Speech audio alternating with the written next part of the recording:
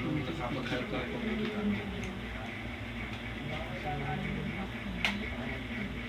Iba naman ang buhok nun, ang hirap na may ayos. Yan, ang ganda ng buhok nyo ngayon, oh. Nakakapag-shota pa kayo ng foreigner, eh. Alam ko na kung paano ayusin. Yes.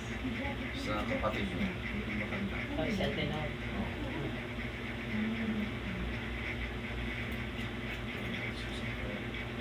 Ang kay Susan April eh, parang ano ba yung tawag?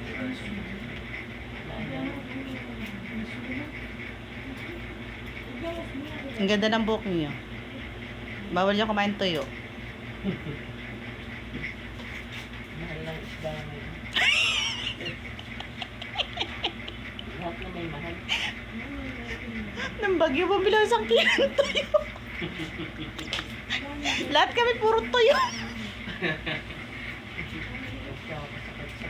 Sino ko ang hindi lahat na? Pati yung mga kapatid ko. Ay, kaya anin ko yung mga tuyong yan. Iisa ako.